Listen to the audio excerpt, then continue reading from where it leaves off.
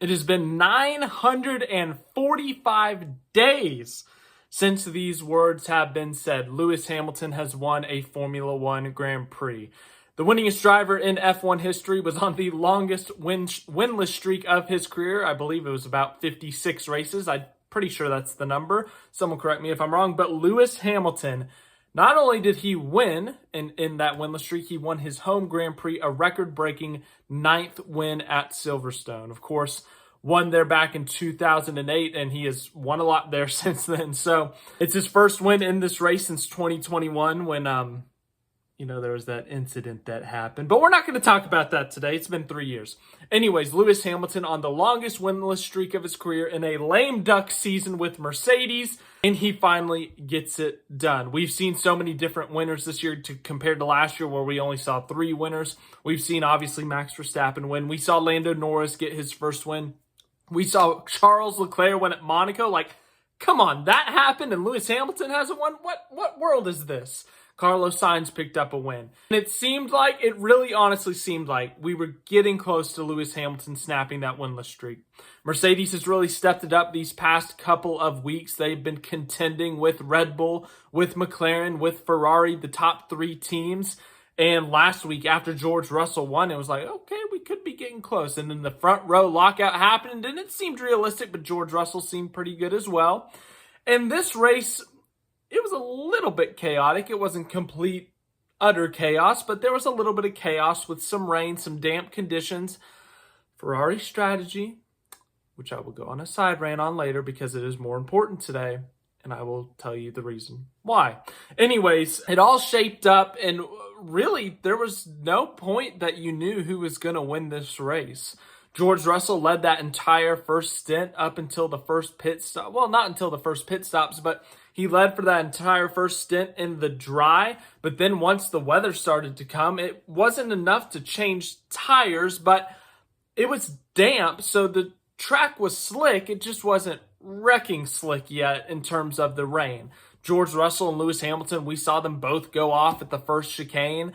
We saw Lando Norris take the lead for a bit. Oscar Piastri right on his tail. We saw Lewis Hamilton obviously won the race, but as I said, we saw George Russell leading this race. We saw Lewis Hamilton win the race. We saw Lando Norris leading. We saw Piastri looking like he was better than Norris at times. We saw Verstappen closing in there at the end. There was really no point where you sat here and you're like, oh, yeah, someone's got it in the bag. Now, honestly, Hamilton, that last 10-lap stint, 15-lap stint, he was far enough ahead of Verstappen that you could probably assume that he was going to win, but, Verstappen had the hard tires, Hamilton the soft. If he had just run them a little bit too hard, then maybe, just maybe, Verstappen would have a shot. But when you're looking at a guy who has won 104 races, yeah, it's going to be hard to beat him, especially in such a short window. But as I said, the rain could not stop Lewis Hamilton. But on that last pit stop, we saw Lando Norris go 1 lap too late. I guess we can talk about that later. Let's talk about the winner a little bit more. First win in almost 3 years, 2.5 to be exact. Saudi Arabia 2021 was that race that he last won. Obviously, it's been, I don't even know if I want to use the word struggle, because Mercedes just has been down these past few years. Ever since this new car was introduced, they only had 2 wins prior to today. Yes, they were both with George Russell, but Lewis Hamilton hasn't been terrible. He's still been picking up podiums. He beat George Russell in the points last year. And yeah, he lost him in 22, but he was an experiment driver essentially for the first half of that season. So that kind of put him on the back foot. And then as for this season, as I said, it's kind of an awkward year. He announced before the season began that he's leaving Mercedes. Could this be his last win at Mercedes? Yes, that is technically a possibility. But with how competitive Mercedes has been, this might not be it. But if this is it, if this is Lewis Hamilton's last win with Mercedes, it's a pretty impressive one. It's a pretty well-remembered one that'll go down in the history books. Win number 104 for Lewis Hamilton at his home track, the British Grand Prix at Silverstone. Second place, Max Verstappen. Up and down day for Verstappen. First time I've said that in a while. Started 4th, got up to 3rd, but just really didn't have the pace for the Mercedes or the McLarens. Fell back to 5th at one point, was on the verge of falling to 6th in this race.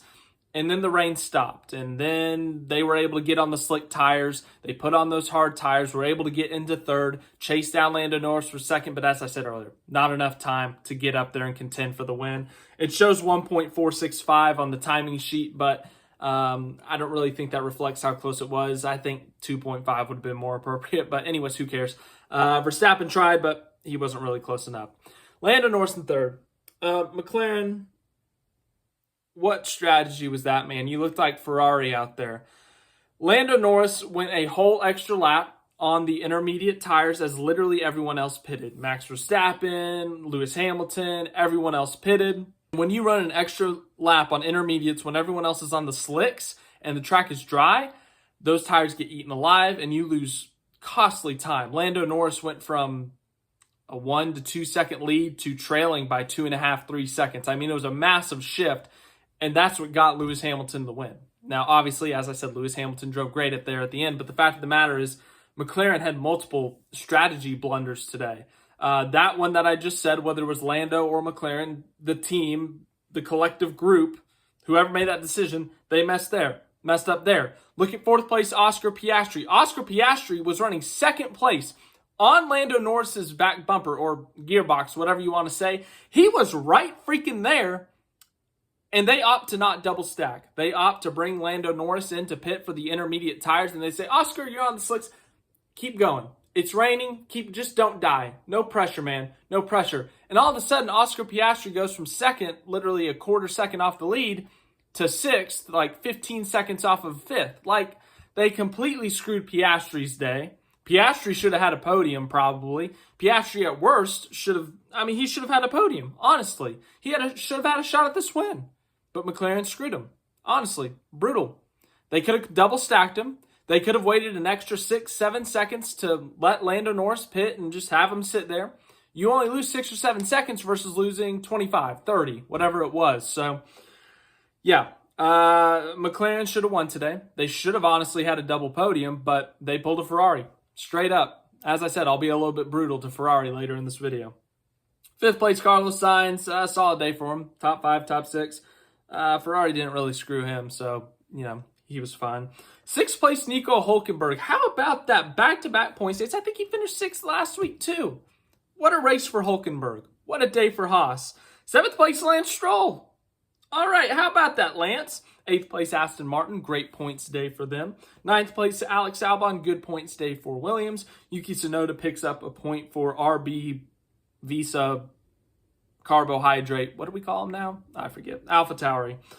11th place, Logan Sargent. Oh, so close to points on 4th of July weekend. Darn. But good race for him. He qualified 12th, finishes 11th. One of his better race weekends, if we're being honest. Even with all the different changing conditions, for him to finish 11th, good day for him. 12th place, Kevin Magnussen. 13th, Ricciardo. 14th, Charles. Okay. Ferrari. Usually I just laugh at your strategy failures. Monaco 2022, Silverstone 2022. Oh, well, they still won with Sainz, so I guess that one wasn't as bad because they did pick up the win in that. But here's the thing. You have Emilia Clarke in your garage. You have the GOAT actress in your garage. You have been posting pictures of her all day. All I ask of you, you have no pressure. Well, technically, you have the most pressure on you to not screw up in front of her. And what do? You have one job. Don't put wet weather tires on when it is dry. And what did Ferrari do in their Ferrari ways? They put wet weather tires on Charles Leclerc's car when it was dry in front of Emilia Clarke. I personally think Ferrari should shut their doors. They should cease operations. That is absolutely embarrassing. You can put wet weather tires on in the dry on a test. You can do it in a race if Emilia Clarke's not there. But with the fact that she's there and you embarrassed yourself in front of her, you should be ashamed, Ferrari. You should truly be ashamed. Seize doors. Let me buy the team. I would never. I might. Actually, I'm pretty stupid. Anyways, for real, though, that was a terrible decision. That completely screwed Leclerc's day. He had a top 6 day going, top 7 day. They were going to bring in a decent haul of points, but no, we're Ferrari and we're going to put wet weather tires on when it is dry. Yeah, horrendous day for Leclerc, and it's nothing of his doing. It's because Ferrari's still unserious, guys. They are still very unserious. 15th, Valtteri Bottas. 16th, Ocon. 17th, Perez. Same thing as Leclerc. Like, what are you doing, man? Okay, the difference with Perez, though, is that he qualified last. He started from the pit lane, and he was running 15th or worse the entire race. That's the only difference, is that when you're running 16th place in a car that should be up in the top 7 at worst, you can take those gambles, because at what point, the difference between 15th and 19th at that point is nothing. Like, who cares? With Ferrari, Leclerc was running 7th, man. I'm not even a Ferrari fan. I'm just infuriated with how stupid that you can't in front of her, man. Anyways, Perez, oh my goodness, ever since he signed that contract extension, oh my goodness. 18th, Zhou Guanyu. 19th, heartbreak for George Russell. Led some laps, won the pole for his home race. Had a water issue, like the water, something with water, broke in his car, and he ends up not finishing the race. Could have had a podium. Could have at worst had a 5th. But ultimately has to settle for a 19th and sitting in the garage. 20th, Pierre Gasly. Oh, speaking of embarrassment, man.